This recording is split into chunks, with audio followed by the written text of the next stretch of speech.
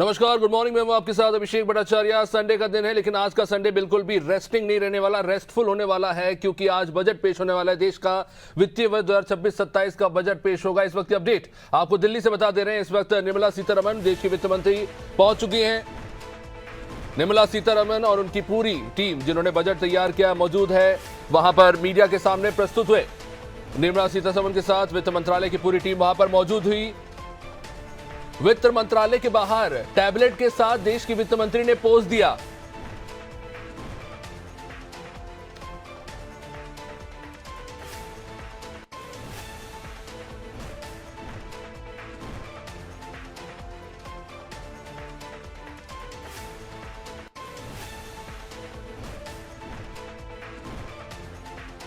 इससे दिल्ली से इस वक्त की खबर आपको बता रहे हैं। अब से कुछ ही देर बाद 11 बजे वित्त मंत्री निर्मला सीतारमण लोकसभा में अपना बजट भाषण प्रस्तुत करेंगी और साफ हो जाएगा इस बार के वित्तीय बजट में क्या कुछ देखने को मिल सकता है। क्योंकि देखिए 2026-27 का ये जो बजट है, इससे कुछ लोगों को काफी बड़ी उम्मीदें हैं, लेकिन जाहिर तौर पर सभी की नजर इस बात पर है कि जो वैश्विक स्थितियां इस वक्त बन रही है, उसके चलते भारत किस तरह से डटा रहेगा ग्लोबल स्तर पे, और उसको लेकर भारत की आने वाले समय में क्या रणनीति होगी, खास तौर से रोजगार को लेकर, और जो वैश्विक अस्थिरता है उसमें किस तरह से भारत की अर्थव्यवस्था को स्थिर बनाए रखा जा सकता है। खास तौर से एमएसएमई सेक्टर हो या फिर आप बात करें सर्विस सेक्टर, जो बेसिकली कहा जाता है कि एक तरह से चालक है हमारी अर्थव्यवस्था का, क्योंकि जीडीपी का 50% हिस्सेदारी सर्विस सेक्टर से आती है। और कहीं ना कहीं जो वैश्विक स्थितियां बनी है, उसमें कहीं ना कहीं हमें और भी बेहतर विकल्प की ओर बढ़ना होगा, और उसके लिए जो केंद्र सरकार की आगे क्या रणनीति होगी और बजट में इसे किस तरह से प्रस्तावित किया जाएगा, ये बड़ा देखना दिलचस्प होगा।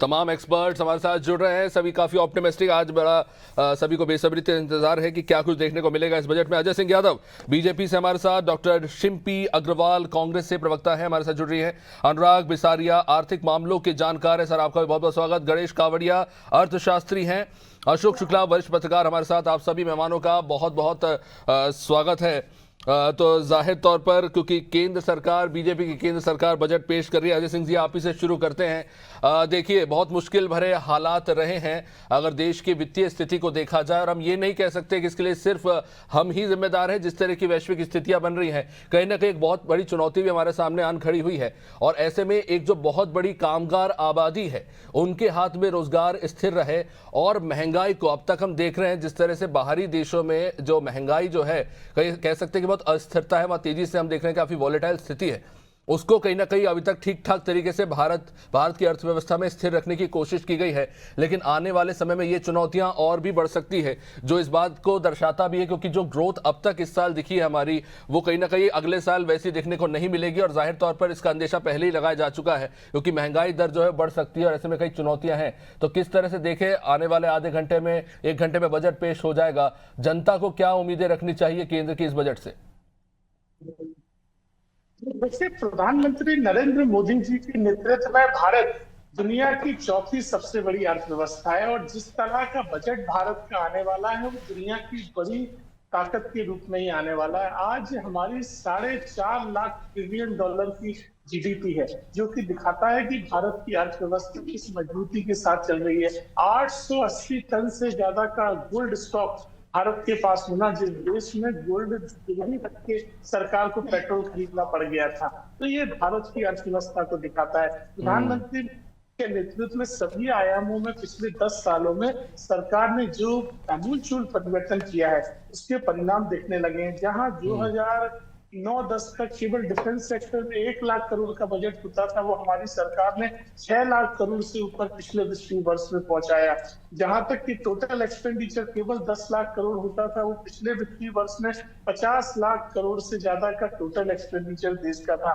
जहां डिफेंस सेक्टर में हम दुनिया भर के से आया। नहीं अजय जी, क्योंकि बहुत सीमित समय, तो इस पे चाहूंगा कि संक्षिप्त में आंसरों में इस पे आना चाहूंगा कि अभी आज बजट की बात करते हैं। जाहिर तौर पर जो आप बात कर रहे हैं, मैं उससे इनकार नहीं करता, क्योंकि देखिए 10 साल में तमाम चीजें, महंगाई भी बढ़ी है, दर भी बढ़ी है, और हमारी रक्षा क्षमता भी बहुत तेजी से आगे बढ़ी है। तो जाहिर तौर पर इस पर बजट में भी बहुत खर्चा हुआ है, और उम्मीद की जा रही है जिस तरह के हालात बॉर्डर पर देखने को मिल रहे हैं, हो सकता है कि इस बार रक्षा बजट में और भी बढ़ोतरी देखने को मिले। लेकिन अजय सिंह जी, जब बात आप 2047 की करते हैं, तो कहीं ना कहीं मुझे लगता है कि अब जरूरत है कि हम मौजूदा स्थिति पर ज्यादा गौर करें, क्योंकि कोई नहीं जानता था कि डोनाल्ड ट्रंप क्या स्थिति स्थिति खड़ी कर देंगे आज से 1 साल पहले। अब जिस स्थिति में हम खड़े हैं उसके बाद अचानक से यूरोप थोड़ा ठंडा पड़ा है, उसको लगा कि चलो भारत से ही अब डील करने में फायदा है क्योंकि ट्रंप तो बात सुन नहीं रहे हैं। तो ऐसे में हमें अब देखना होगा कि हम अपना मार्केट कहाँ एक्सपेंड कर सकते हैं। और देखिए लगातार बात होती है कि हमारी जीडीपी यहाँ पहुंच रही है, हम फोर्थ इकोनॉमी बन रहे हैं, पर इस बात पर भी हमें गौर करना होगा कि इसकी सबसे बड़ी वजह है कि हमारा जो घरेलू मार्केट है वो काफी स्ट्रांग है माइक्रो लेवल पे, वो कहीं ना कहीं हमारे देश की अर्थव्यवस्था को स्थिर रखने में काफी काबिल साबित हुआ है। लेकिन हमें यह भी देखना होगा कि हम उनके लिए कर क्या रहे हैं, क्योंकि हम बड़े सेक्टर्स इंडस्ट्रीज को हमारे देश में लाने के लिए तो बड़े बड़े खर्चे करने की बात करते हैं, लेकिन लोअर सेक्टर्स में अभी सबसे बड़ी मांग ये हो रही है कि एमएसएमई सेक्टर में अगर लोन दिया जाता है तो 45 दिन के अंदर आपको उसका पैसा वापस लौटाना होता है। वो मांग करें 90 दिन कीजिए, 45 दिन में क्या होगा? एमएसएमई सेक्टर के हाथ में पैसा आज बहुत बड़ी जरूरत बन रही है, क्योंकि वही सबसे ज्यादा रोजगार दे रही है। अभिषेक जी, मैं अपनी बात पूरी कर रहा था। हमारे देश की जिस तरह की वित्तीय स्थिति में बदलाव आया उसके लिए सरकार के आप प्रयास देखिए। जहां डिफेंस सेक्टर में हम दुनिया भर से आयात करते थे, आज दुनिया भर के देशों के 10 सालों तक के ऑर्डर हमारे पास हैं। हम डिफेंस सेक्टर के बड़े भारी मैन्युफैक्चरर बन के दुनिया के सामने उभरे हैं। तो चाहे डोनाल्ड ट्रंप ने जिस तरह की काम किए या अन्य भी आर्थिक अनियमितताएं सामने आई हो, सरकार द्वारा सभी से मजबूती के साथ लड़ा गया। उसके बाद भी हमारी पर कैपिटा इनकम, जीडीपी में लगातार सुधार हुआ है। और गरीब कल्याण की नीति, चाहे आयुष्मान योजना हो, आवास योजना हो, राशन योजना हो, सभी का लाभ जनता को लगातार दिया जा रहा है। तो ये पूरी तरह से मजबूत वित्तीय व्यवस्था है जो भारत की दिखाई दे रही है। पिछले दिनों जीडीपी रिफॉर्म के माध्यम से भी सरकार द्वारा जीएसटी रिफॉर्म में भी जनता को राहत दी गई थी। जीएसटी की दरों में भारी कटौती की गई थी, जिसका भी लाभ टैक्स स्लैब में कटौती हुई है, जीडीपी में बढ़ोतरी भी हुई है। लेकिन सवाल ये भी है कि क्या जो पॉकेट में, आम आदमी के पॉकेट में पैसा बच रहा है खर्चा करने को, ये एक बड़ा सवाल है। शिंपी अग्रवाल भी हमारे साथ है। जाहिर तौर पर देखिए शिंपी जी, सरकार ने अपनी तरफ से जो मेहनत किया, अजय सिंह जी उस बात को रख रहे हैं, जाहिर तौर पर आप विपक्ष हैं, उनकी कमियों को आप निकालेंगे। लेकिन मैं ये चाहूंगा कि एक ऐसा जवाब आप दें जिसमें यह समझ में आए कि सिर्फ आप विपक्ष के तौर पर बात नहीं कर रहे हैं, जो वास्तविक सच्चाई है वो निकलकर सामने आए कि कहां पर सबसे बड़ी चुनौती आज मौजूदा सरकार के सामने है। देखिए अभिषेक जी, विपक्ष ये उम्मीद करता है कि राहत की थाली आनी चाहिए, उम्मीदों का अचार नहीं आना चाहिए। अगर हम शासकीय कर्मचारियों की बात करें तो उन्हें इस बजट से उम्मीद है कि स्टैंडर्ड डिडक्शन जो है वो 75,000 से लगभग 1 लाख तक चला जाएगा और 12 लाख की बजाय हम 15 लाख को टैक्स फ्री स्लैब के दायरे में लाने की कोशिश करें, क्योंकि ये जो शासकीय कर्मचारी होते हैं ये मध्यम वर्ग से आते हैं और इनके ऊपर होम लोन, ईएमआईज, बच्चों के पढ़ाई के खर्चे, हेल्थ इंश्योरेंस। मुझे तो लगता है जिस तरह के हालात है, मुझे शासकीय कर्मचारियों को अपर क्लास बोलना चाहिए हमारी कंट्री में। मुझे नहीं लगता शासकीय कर्मचारी। अभिषेक जी, अपर क्लास तो हमारे यहाँ पर 10 प्रमुख उद्योगपति ही हैं, क्योंकि अगर आप देखेंगे तो जो टैक्स कलेक्शन चौथी अर्थव्यवस्था को करना चाहिए उसमें 12% वृद्धि का अनुमान था, लेकिन मात्र 4% की वृद्धि हुई है। कृषि सेक्टर में देखें तो हम खाद, बीज और जो डीजल है उसके दाम कम होने की उम्मीद कर रहे हैं, और जो हमारी बुजुर्ग पीढ़ी है वो चाहती है कि स्वास्थ्य खर्चा और पेंशन जो है उसमें कुछ सुधार आए ताकि उनको भविष्य से उम्मीदें जागे। लेकिन महत्वपूर्ण बात यह है कि जियोपॉलिटिक्स के पीछे नहीं छुप सकता है भारत, क्योंकि हमारी करेंसी ने डॉलर के मुकाबले लोएस्ट एवर क्लोजिंग वैल्यू को हिट किया है। हम 92 पर हैं और हमने एशिया में सबसे खराब प्रदर्शन किया है। अगर हम फॉरेन पोर्टफोलियो इन्वेस्टर्स की बात करें तो $19 बिलियन हमारे देश के बाजारों से निकाल लिया गया है और हमारी एफडीआई ये सब चीजें तो शिल्पी जी सबके सामने है। इसके पीछे आप कारण क्या देखते हैं? कारण क्या है इसके पीछे? अभिषेक जी, कारण यही है कि हम वैश्विक स्तर पर अपनी नीतियों के माध्यम से फॉरेन इन्वेस्टर्स का तो ध्यान आकर्षित कर ही नहीं पा रहे, उनका भरोसा नहीं जीत पा रहे। अगर आप डोमेस्टिक इन्वेस्टर्स की बात करेंगे तो जो इंडियन फर्म्स हैं उन्होंने भी वैश्विक स्तर पे आज 24 से लगभग $40 बिलियन जो है वो बाहर निवेश करके रखा हुआ है। एक तरफ मुख्यमंत्री महोदय विदेश जाते हैं निवेश आकर्षित करने के लिए, लेकिन हम अपने डोमेस्टिक इन्वेस्टर्स को ही अपने देश के अंदर निवेश करने के लिए आकर्षित नहीं कर पा रहे हैं। उसके बाद आपसे बात करूं कि इकोनॉमिक सर्वे जीडीपी 7.4% बता रहा है, लेकिन अगर आपने देखा होगा तो जो हमारी 8 कोर इंडस्ट्रीज है, जो 8 प्रमुख उद्योग हैं, उनका ग्रोथ रेट ही मात्र 3% चल रहा है। और अगर लेकिन शिल्पी जी ये तो लंबी कहानी है ना भारत की।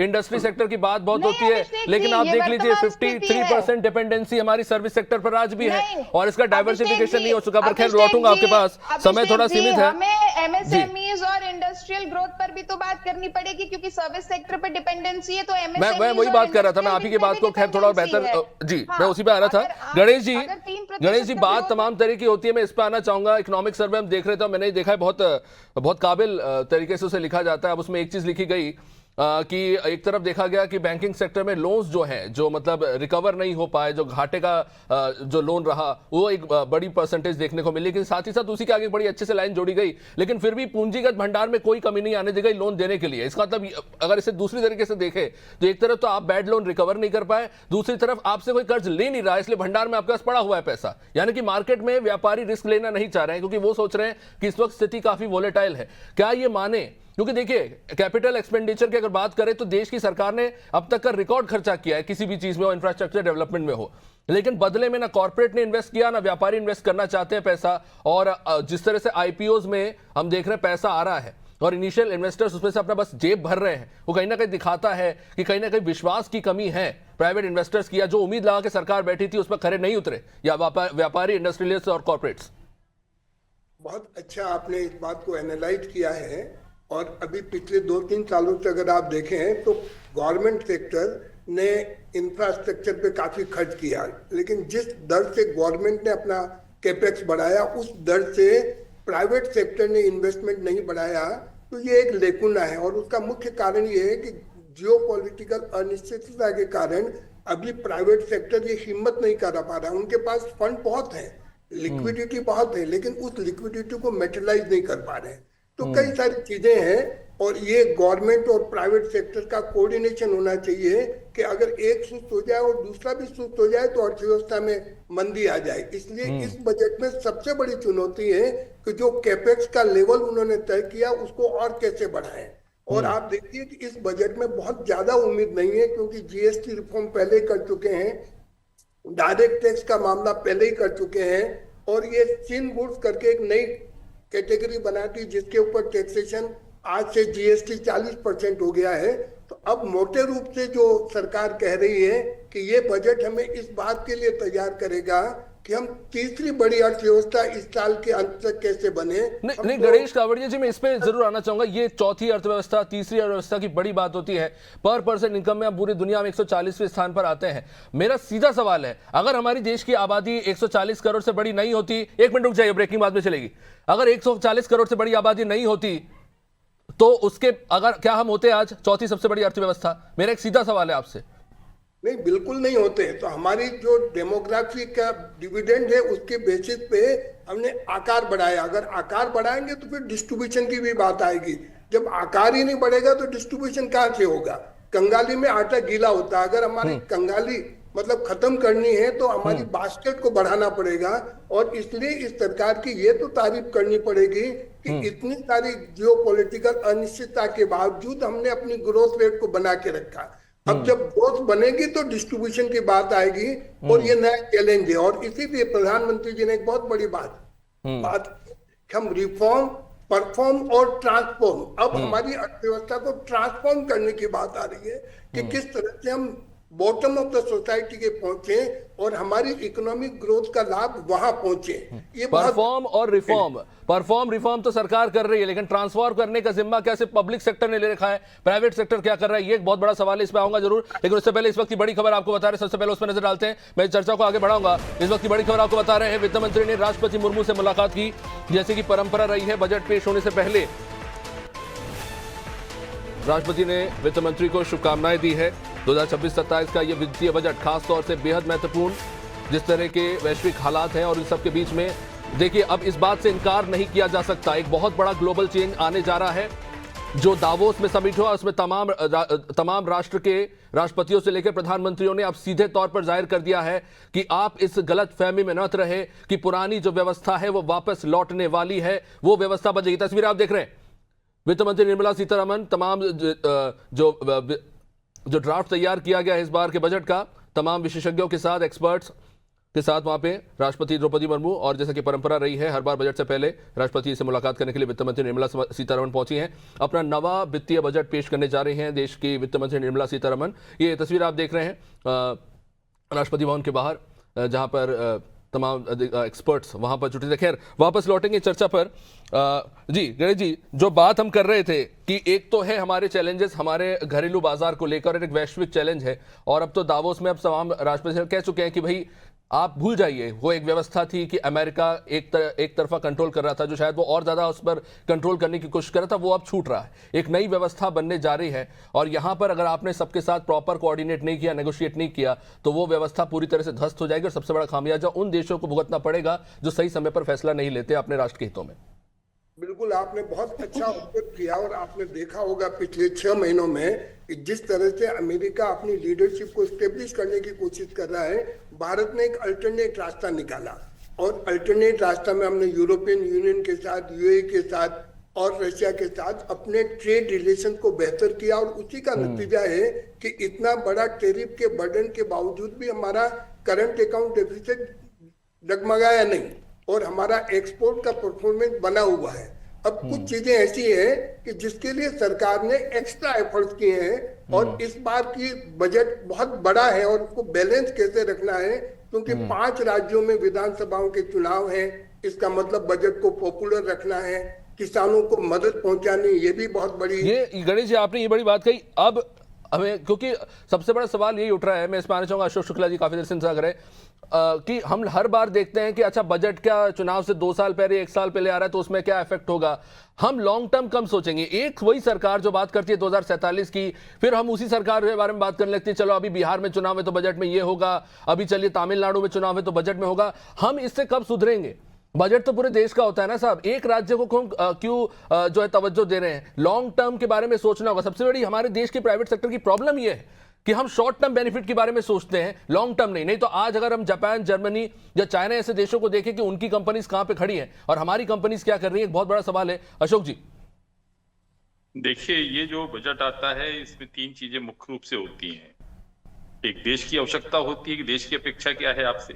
देश की अपेक्षा ये है कि आपका जो सामरिक जो है सुरक्षा हो, बेहतर हो, तो उसके लिए आपको रक्षा बजट ज्यादा चाहिए। फिर आपका जो व्यापार घाटा है उससे आप कैसे उभरेंगे। केंद्र सरकार भी जो है कर्ज में चल रही है, उसका कर्ज लगातार बढ़ता जा रहा है।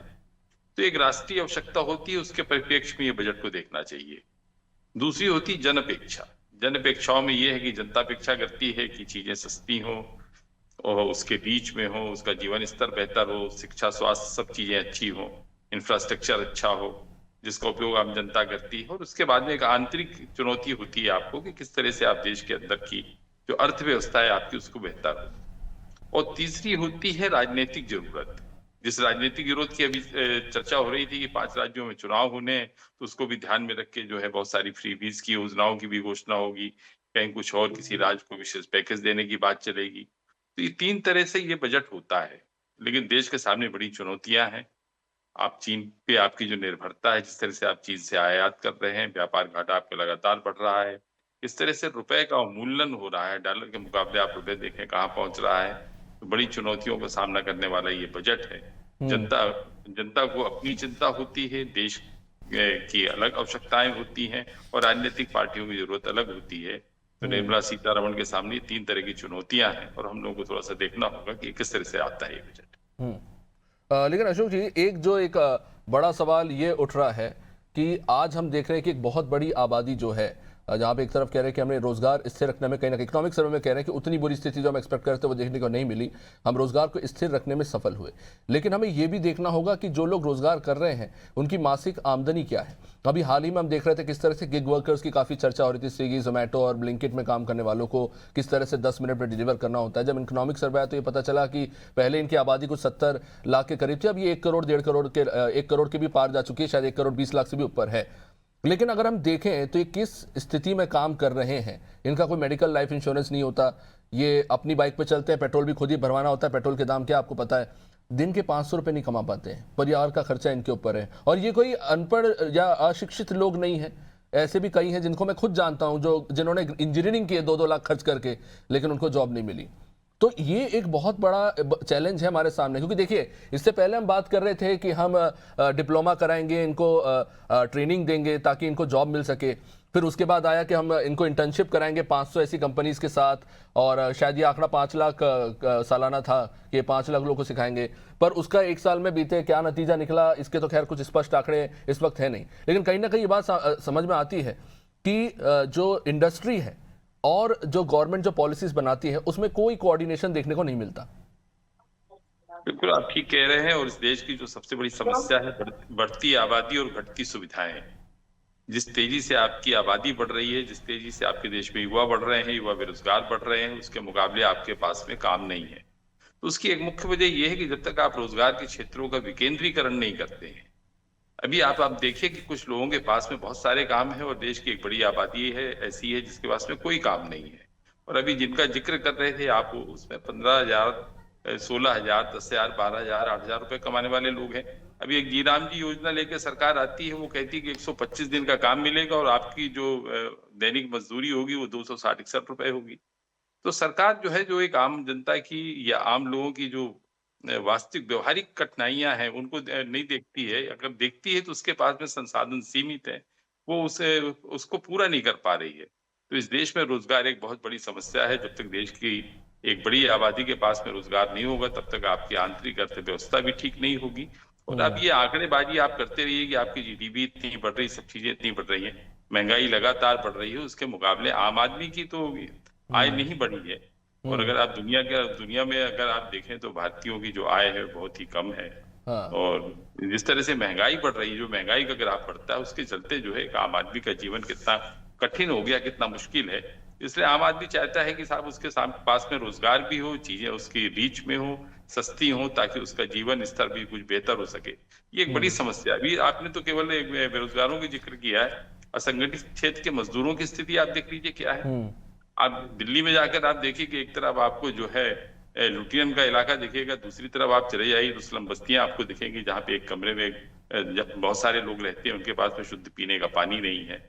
आज देश की एक बड़ी आबादी बुनियादी जरूरतों के लिए जो है, सर शुद्ध पानी तो आज घर में रह रहे लोगों को भी खैर क्या ही नसीब हो रहा है, आप उसका सच जानते हैं। खैर, पर अशोक जी ने जो बात की वो सही है कि असंगठित क्षेत्र में क्या स्थिति है, इसकी कोई अकाउंटेबिलिटी नहीं है। कोशिश मौजूदा सरकार की तरफ से की गई है, इस बात में कोई दोहराए नहीं है, लेकिन जाहिर तौर पर यह कोशिश नाकाफी ही अब तक साबित हुई। खैर, अनुराग जी काफी देर से इंतजार कर रहे हैं। अनुराग जी, मेरी आवाज आप तक पहुंच रही है?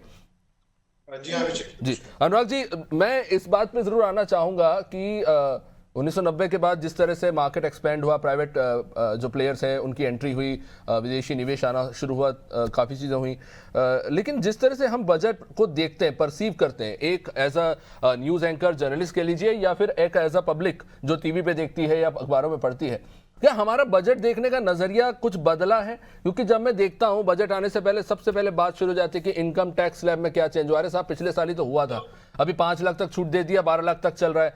और मुझे इस बात पे इसलिए भी हैरानी होती है कि अगर या तो आप बहुत बड़ी क्रांति ला चुके हैं कि पर पर्सन इनकम में आपने बहुत बड़ा डेवलपमेंट कर दिया हो, या फिर लोगों की जेब में बहुत पैसा आ रहा हो, या फिर क्योंकि इंक्रीमेंट के बाद मान लीजिए कोई 5 लाख के स्लैब से निकल के 6-8 पे चला गया अचानक से, है ना, कोई बहुत बड़ी आबादी, तो समझ में आता है। हर साल टैक्स स्लैब को लेकर एक डिस्कशन होता है, अभी भी शायद हो रहा है कि 13 लाख कर देंगे। तो एक वो, क्योंकि सबसे इंपॉर्टेंट बात, अगर मैं गलत हूं तो आप कहिएगा, कि 4 से 6% लोग इस पूरे देश में, जो 4 से या 6% मात्र है जो इनकम टैक्स भरते हैं, और उसमें भी हायरार्की है। कुछ लोग आईटीआर इसलिए भरते हैं क्योंकि उनको लोन लेना है और वो वापस वो रिटर्न आता है, तमाम तरह की चीजें हैं। खैर, तो एक तो ये एक असला मैं चाहूंगा कि इसको आप किस तरह से देखते हैं उस पर जरूर बात कीजिएगा। और दूसरा ये कि ये जो टैक्सेस को लेकर अप्रोच है, क्या उसे बदलने की जरूरत है? क्योंकि हर बार हम देखते हैं कि इस पर छूट दे दीजिए, उस पर छूट दे दीजिए। अगर हम ज्यादातर चीजों को देखें जो आम 80% लोगों की जिंदगी से जुड़ी हुई है, जो साधारण लोग हैं, दाल चावल खाने वाले, साधारण वो बस से ट्रेवल करते हैं या फिर अपनी स्कूटी या स्कूटर से जाते हैं, उनके लिए तो यही बुनियादी चीजें हैं जिनको लेकर वो सोचते हैं कि साहब इसमें कुछ बेहतर स्थिति देखने को मिलेगी। क्या वहां वैसा ओरिएंटेड बजट प्रेजेंटेशन या फिर लोगों का देखने का नजरिया वैसा है, या फिर हमने एक खाका तैयार कर दिया है और हम उसी नजरिए से हर बार बजट दिखाने की कोशिश करते हैं? मैं चाहूंगा इस पर आप अपनी राय दीजिए। अभिषेक जी, आपने बहुत ही महत्वपूर्ण बात उठाई कि बजट की तरफ नजरिया क्या होना चाहिए। देखिए, अगर इसके हम फाउंडेशनल पर्पस देखें बजट का, तो आय व्यय का जोखा है, और सबसे पहली चीज जो हम यही देखते हैं कि सरकार की आय क्या है, व्यय क्या है, और उसके बाद ये बिंदु आता है कि वो व्यय किन हेड्स में हो रहा है, किन मदों में वो व्यय किया जा रहा है। क्या सैलरीज, पेंशंस, रेवेन्यू एक्सपेंडिचर ज्यादा है, कैपिटल एक्सपेंडिचर ज्यादा है, और अगर कैपिटल एक्सपेंडिचर ज्यादा है तो उस पे सरकार की प्राथमिकताएं क्या है। तो ये तो एक फाउंडेशनल व्यू ऑफ बजट है, जो आपने कहा कि हम बजट को क्या सिर्फ टैक्स स्लैब के ही नजरिए से देखें या टैक्स में होने वाली राहतों की तरफ से। तो ये बहुत इंपॉर्टेंट एस्पेक्ट। अब इसी से जुड़ा हुआ दूसरा प्रश्न ये उठता है कि अगर बजट प्राथमिकताएं दर्शाता है तो क्या प्राथमिकताएं साल में एक ही बार सरकार की परिलक्षित होनी चाहिए, या ये पॉलिसी मेकिंग एक सतत प्रक्रिया है? क्या हम एक साथ पूरा इंतजार करें जब बजट आए और उसके बाद किसी तरह की ट्वीक्स दिखाई दें कि हाँ इस तरह बढ़ाया जाए या इधर घटाया जाए? तो अभी जिस तरह के एक हम कहें कि डायनामिक एनवायरनमेंट में सरकार है, देश की इकोनॉमी है, तो ये एक एनुअल इवेंट नहीं हो सकता कि पॉलिसीज एक एनुअल इवेंट की तरह से हमको दिखें। तीसरा जो आपने बिंदु कहा कि क्या टैक्स पेयर का ही पर्सपेक्टिव एक पर्सपेक्टिव है इसमें, आपने बिल्कुल सही बात की कि बहुत कम हमारे यहाँ टैक्स पेयर है। अगर रिटर्न की संख्या देखें तो सिर्फ करीब 9.2 करोड़ जो है रिटर्न फाइल होते हैं, और उसमें से अधिकांश रिटर्न जिस पर्पज से होते हैं वो भी आपने इंगित किया उसमें। तो वो टैक्स पेयर का पर्सपेक्टिव भी, या इनकम टैक्स या डायरेक्ट टैक्स पेयर का पर्सपेक्टिव भी बहुत सीमित पर्सपेक्टिव है। हाँ, हो सकता है वो एक वाचाल ग्रुप हो तो उसकी आवाज जो है मीडिया में अन्य जगह ज्यादा सुनाई देती है, बट अफेक्ट जो है या उसका प्रभाव जो है बहुत व्यापक है टैक्स का। वो आपको दिखता है जब आप बतौर उपभोक्ता कहीं जाते हैं, तो वो वहां पे एक अगर हम देखें पूरा जो टैक्स मैनेजमेंट की प्रक्रिया है, और ये ना केवल टैक्स की दरों में या टैक्स कलेक्शन के संबंध में देखें, बल्कि ये देखें कि पूरी मशीनरी कितनी एफिशिएंट है जी। इसके पहले बात कही थी कि भाई एक बहुत ज्यादा कैपेसिटी है डोमेस्टिक इन्वेस्टर में भी, और ऊर्जा और क्षमता का कोई अभाव हमारे यहाँ नहीं रहा है प्राइवेट सेक्टर में भी। लेकिन जिस तरह का हम स्ट्रक्चरल दिक्कतें देखते हैं किसी भी इन्वेस्टर के मध्य, अब आपने देखा कैपिटल इन्वेस्टमेंट का बहुत व्यापक बजट है और अधिकांश उसमें रोड, रेल इत्यादि इंफ्रास्ट्रक्चर के स्वरूप में है, लेकिन अंततः इसमें काम तो प्राइवेट सेक्टर ही कर रहे हैं। क्या बिलों का भुगतान समय से हो रहा है? क्या कॉन्ट्रैक्ट शर्तें इस तरह है कि जो व्यापक कंपटीशन को प्रमोट करती है? ये जो स्ट्रक्चरल रेजिस्टेंस है, स्ट्रक्चरल डिफिकल्टीज हैं, उन पे भी विचार की आवश्यकता है। वो सरलीकरण का, प्रभावीकरण का एक रोड मैप होना चाहिए सरकार के पास। नहीं अनुराग जी, मेरे तो अभी SIR का फॉर्म भरने में बहुत कंफ्यूजन हो गई थी। मैं तो जर्नलिस्ट हूं, लेकिन मुझे ही बहुत कंफ्यूजन, तो मैं तो सोच रहा हूँ SIR का फॉर्म भरने में इतना कंफ्यूज हो रहा है, इनकम टैक्स, GST में तो पता नहीं क्या ही हाल होता होगा। चलिए ठीक है, CA चार्टर्ड अकाउंटेंट्स का भी इसी बहाने थोड़ा रोजगार बना रहता है। मैं अनुराग जी इस चर्चा को आगे बढ़ाऊंगा, लेकिन उससे पहले एक इंपॉर्टेंट अपडेट इस वक्त आपको बता रहे हैं, उस पर नजर डालेंगे। इस वक्त अपडेट आपको दिल्ली से बता रहे हैं, अब से कुछ देर बाद ही बजट पेश होने वाला है। इस वक्त मोदी कैबिनेट की बैठक जारी है, कैबिनेट में बजट को मंजूरी मिलेगी। देखिए बहुत धीर स्थिर तरीके से भारत ने ये जो स्थितियां बनी है, अमेरिका की वजह से कह लीजिए या चाइना की वजह से कह लीजिए, बहुत धीर स्थिर तरीके से भारत ने अपने कदम आगे बढ़ाए हैं। बहुत बड़ी कुछ चुनौतियां भी हमारे सामने इस वक्त हैं, लेकिन सबके बीच में भारत सरकार की प्राथमिकता ये है कि देश की अर्थव्यवस्था स्थिर रहे, जो ग्रोथ रेट है वो नीचे ना आने पाए किसी भी स्थिति में, और कहीं ना कहीं एक बेटर कोऑर्डिनेशन बनाने की जो कोशिश है, इन्हीं सबके बीच में आज ये बजट पेश होगा। और जाहिर तौर पर वैसे तो ये माना ही जा रहा है कि कोई बहुत बड़ी घोषणाएं आपको नहीं मिलेगी, लेकिन नीतिगत बदलाव बहुत देखने को मिल सकते हैं। अनुराग जी मैं आपके पास लौटूंगा, लेकिन अशोक शुक्ला जी इसमें बात करना बहुत जरूरी है। जो बात अनुराग जी ने कही कि देखिए इन्वेस्टर इन्वेस्ट क्यों नहीं कर रहे हैं, हिचकिचा क्यों रहे हैं, एक तो रिस्क की बात है, और दूसरा हमारे यहाँ जो लंबा चौड़ा कंफ्यूजिंग पेपर वर्क है और एक हायरार्की है। कल एक्चुअली हमारी दोस्तों के साथ डिस्कशन हो रही थी और इसी को लेकर बात हो रही थी, भ्रष्टाचार को लेकर, जो हमारे पब्लिक सेक्टर में है, हमारे प्रशासन में है। कोई इन्वेस्ट करने आया तो उसकी हालत कैसे खराब हो जाती है। नगर निगम से लेकर आप कहीं पर भी देख लीजिए, सिंगल विंडो सिस्टम की बात तो बहुत होती है, लेकिन वो कितना सिंगल विंडो है ये भी हम सब जानते हैं। क्योंकि जब, और ये बड़ी अजीब बात है, क्योंकि वाकई में सरकार ने मेहनत करी, बोला कि ये पूरी व्यवस्था हम ऑनलाइन बनाएंगे ताकि बीच में दलाल आके पैसा ना खा सके या फिर अलग से कोई पैसा ना वसूल सके। लेकिन वहां पर भी इतने धुरंधर लोग बैठे हुए कि उन्होंने भी एक पैरेलल सिस्टम उस पर बना लिया है पहले। तो मैं वही कह रहा था कि अगर इस देश से भ्रष्टाचार, बात हो रही थी, अगर भ्रष्टाचार खत्म हो जाएगा तो इस देश की जो व्यवस्था है वो सुधर जाएगी। जो स्वर्णिम भारत की हम बात करते हैं, लेकिन मेरा ये अप्रोच है, मैं चाहूंगा कि आप मुझे गलत साबित करें, मुझे ये लगता है कि अगर नगर निगम से लेके विधानसभा से लेके लोकसभा में अगर भ्रष्टाचार खत्म हो गया तो आपको कैंडिडेट ही नहीं मिलेंगे चुनाव लड़ने के लिए। किसी राजनीतिक दल से कोई लड़ना ही नहीं चाहेगा चुनाव। अशोक जी, देखिए, राजनीति का जो एकमात्र आकर्षण है वो करप्शन है, इससे आप इनकार नहीं कर सकते। मतलब आप देश में जो भ्रष्टाचार की स्थिति है वो तो इतनी अराजक स्थिति हो गई कि नियम कायदों के पालन में रिश्वत लगने लगी है। और जब तक नियम कायदों की प्रक्रिया का सरलीकरण नहीं होगा, जब तक इस देश से आपका ये करप्शन नहीं दूर होता है, तब तक आप देखिए कि आपकी जो आर्थिक प्रगति है वो संतोषजनक कभी नहीं हो पाएगी। आप डेवलपमेंट के कार्य को देख लीजिए, आप कोई भी डेवलपमेंट का कार्य मुझे आप ऐसा बतला दीजिए जो ईमानदारी से होता हो, जो पीडब्ल्यूडी काम करता है या नगर निगम काम करती है या अन्य संस्थाएं जो सरकारी संस्थाएं काम करती है, उसमें देखिए किस तरह का करप्शन है। सरकारी कर्मचारियों को इतना मोटा वेतन मिल रहा है, इसके बावजूद जो है मतलब पूरे देश की मैं बात कर रहा हूँ, आपको 1% ऐसे लोग होंगे जो करप्शन से दूर होंगे, नहीं तो हर हुक्मरान का दस्तखत जो है अपनी कीमत वसूलता है और सब एक दूसरे का सच जानते हैं। ये भी नहीं है कि हमारे देश के नेता जो है अधिकारियों का सच नहीं जानते हैं या अधिकारी अपने नेताओं का सच नहीं जानते, और जनता भी इनका सबका सच जानती है। तो और अशोक जी, ये इतना भ्रष्टाचार करने के बाद शायद आपको बात अजीब लगे, देखिए प्राइवेट इंडस्ट्री में मैं भी काम करता हूं, थोड़ी जलन तो मुझे भी होती है जब हर दिवाली पे इनका डीए बढ़ जाता है कि हमारा इंक्रीमेंट तो वैसा नहीं हो रहा साहब।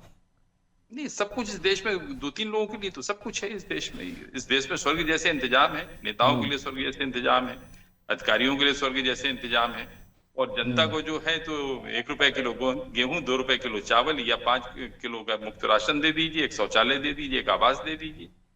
ये मुट्ठी भर सुविधाएं देते हैं जनता को, इसलिए जनता इनसे बड़ी अपेक्षा रखती है कि भाई आप थोड़ा सा सुधर जाइए, या आपके पास में जो सुविधाएं हैं उसमें से थोड़ा सा आप हमको दे दीजिए।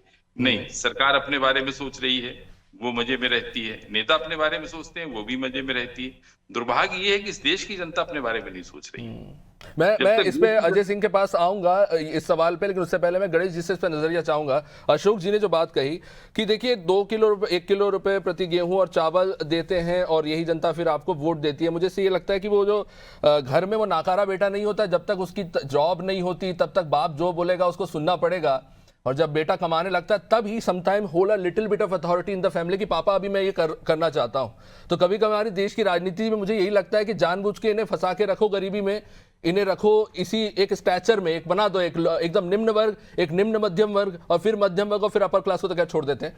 तो ये स्टैचर बना के रखा गया है ताकि हमारा वोट बैंक बना रहे। मैं किसी एक पॉलिटिकल पार्टी की बात नहीं कर रहा हूं, मैं इन जनरल बोल रहा हूं कि हमारी पॉलिटिक्स का एक महत्वपूर्ण हिस्सा बन रहा है।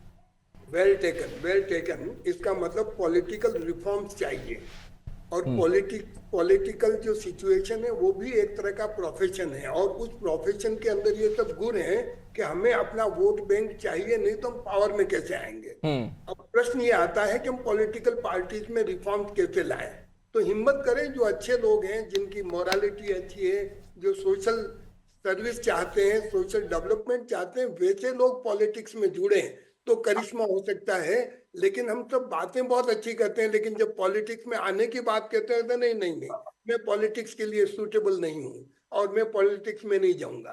तो जब तक हम पॉलिटिकल सिस्टम में रिफॉर्म्स नहीं लाए और एक लेमैन जिसका अपना खुद का बेस है वो अगर पॉलिटिक्स में आए तो थोड़ा करिश्मा हो सकता है। जब तक हम पॉलिटिकल सिस्टम में बदलाव नहीं लाए और एक सामान्य व्यक्ति पॉलिटिकल सिस्टम से जुड़े नहीं, तब तक इस प्रकार की कल्पना करना, क्योंकि हमने पॉलिटिक्स को भी एक प्रोफेशन बना लिया है और हर पॉलिटिशियन को ये चिंता है कि मैं अपने प्रोफेशन को किस तरह से बना रहूं, किक आउट नहीं हो जाऊं।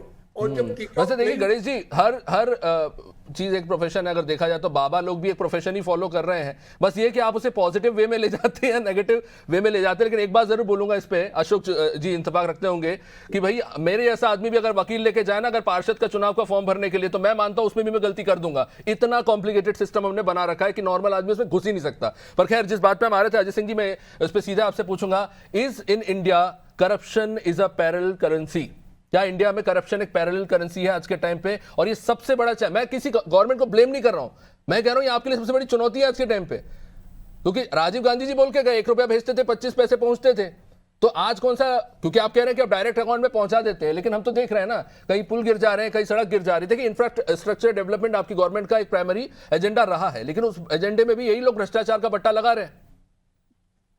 देखिए, भारतीय जनता पार्टी सरकार बनने के बाद पिछले 10 सालों में देश में आमूल परिवर्तन हुए हैं, चाहे इंफ्रास्ट्रक्चर सेक्टर हो, डिफेंस हो, एग्रीकल्चर हो। पिछले साल तो हमारा फोकस ही था जय जवान जय किसान। 7 लाख करोड़ का बजट डिफेंस और 2.70 करोड़ का बजट केवल एग्रीकल्चर सेक्टर के लिए सरकार की प्राथमिकता दिखाती है। डिजिटलाइजेशन, करेंसी का जिस तरह से किया गया है, डायरेक्ट बेनिफिट ट्रांसफर, पर यही आईटी सेक्टर तो छटनी कर रहा है ना अजय जी, यही आईटी सेक्टर तो छटनी करने पे तुला है। और हद तक यह है कि महिंद्रा से लेके बड़ी बड़ी कंपनी बोल रहे हैं कि आपके जो महान इंजीनियरिंग कॉलेजेस हमारे देश में, वो एक बेसिक वर्कर नहीं बना पा रहे जो बेसिक काम कर सके इन इंडस्ट्री में। उनको फिर से 1 साल की ट्रेनिंग देनी पड़ती है। में आमूलचूल परिवर्तन हुआ है। 2014 के पहले जहां केवल 1 लाख एमएसएमई होती थी, आज लगभग 7 करोड़ एमएसएमई देश में काम कर रही है। जीडीपी का 30% हिस्सा एमएसएमई के माध्यम से आ रहा है।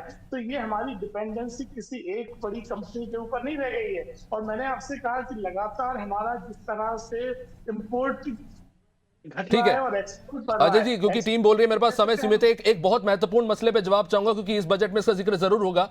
मेरा आपसे सवाल है कि पूरी दुनिया में जो 5 सबसे बड़े अरबपति अमेरिका के, आप चाहे देख लीजिए एप्पल, गूगल, माइक्रोसॉफ्ट, आईबीएम और एनवाइडिया जो बनाते हैं, ये सब के सब मैन्युफैक्चरिंग सेक्टर से आते हैं। हमारे देश में 2 सबसे अमीर कौन है, मैं उनका नाम नहीं लेना चाहूंगा। ये क्या मैन्युफैक्चर करते हैं? कुछ नहीं, ये ठेकेदार है।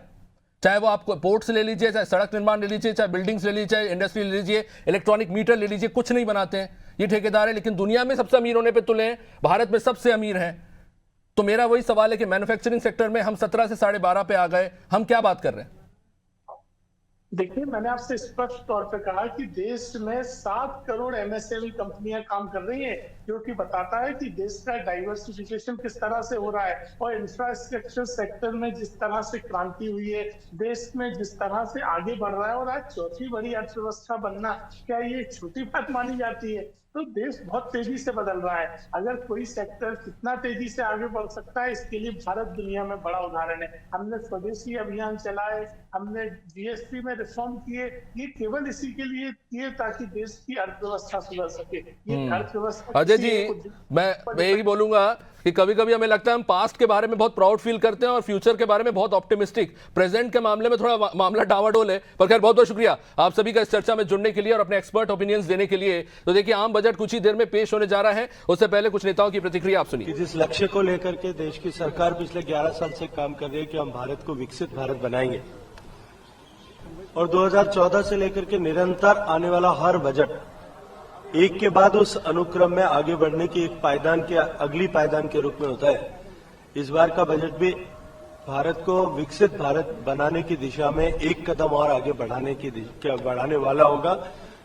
थोड़ा देर इंतजार करिए, आप सबके जानकारी में आएगा कि एक ऐतिहासिक बजट होगा और विकसित भारत का एक रिफॉर्म एक्सप्रेस, प्राइम मिनिस्टर का रिफॉर्म एक्सप्रेस बहुत तेजी से आगे बढ़ेगा। और भारत का बजट को आज के दिन में विश्व देखता है, पूरा देखता है कि भारत का बजट में क्या होगा। तो सब हम लोग अच्छा से उम्मीद के साथ आज बजट सुनेंगे। विश्वास। तो चलिए, अब से कुछ ही महीनों बाद बजट पेश होने जा रहा है। अब बने रहिए हमारे साथ, देखिए इस वित्तीय वर्ष में क्या कुछ है देश की जनता के हाथ और क्या है केंद्र सरकार की आगे की योजना। इसी के साथ इस कार्यक्रम में फिलहाल इतना ही। आप बने रहिए हमारे साथ। नमस्कार।